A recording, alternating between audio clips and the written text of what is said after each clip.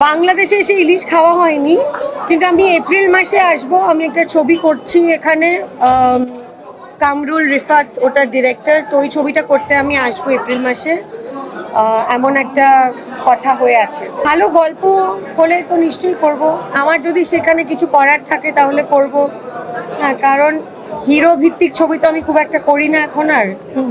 স্বস্তি স্বস্তি এটা কি কারোর ভালো না লাগতে পারে? কত জোরে বলবো, গলা ভেঙে গেছে আমার। বিজয়ের পরে এমন একটা ছবি যেটার সঙ্গে মা বাবা সন্তান সবাই রিলেট করতে পারবে। কারণ আমাদের বাবা মারা এখন এত একা, একমাত্র যোগাযোগের রাস্তা বাবা মার কাছে ফোনের মাধ্যমেই তারা তাদের ছেলেপুলে রিলেটিভস আত্মীয়জন সবার সঙ্গে যোগাযোগ রাখতে পারেন। এবং আমার মনে হয় সারা বছর সব বাবা মারা অপেক্ষা করে আপনাদের এখানে হয়তো যে ঈদের সময় বাড়ি ফিরবে ছেলে মেয়ে। এত বড় একটা উৎসব আমাদের জীবনে। একইভাবে পশ্চিমবঙ্গে বা ভারতবর্ষে বাবা মারা অপেক্ষা করে থাকে যে বিজয়ের সময় ছেলেমেয়েরা বাড়ি ফিরবে। তো এটা বাবা মাদের অপেক্ষার গল্প, ছেলে মেয়েদের বাড়ি ফেরার গল্প।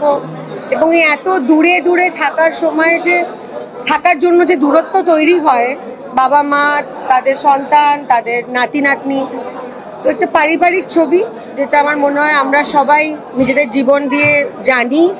এটা আমাদের নিজেদের জীবনের গল্প।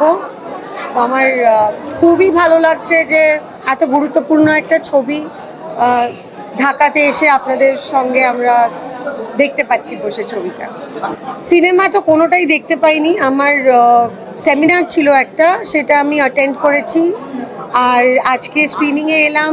আর অনেকটা সময় মিডিয়ার বন্ধু বান্ধবদের সঙ্গে ইন্টারভিউ দিয়েছি ছবি নিয়ে, এমনি আলাদা। তো সেখানে অনেকটা সময় গেছে।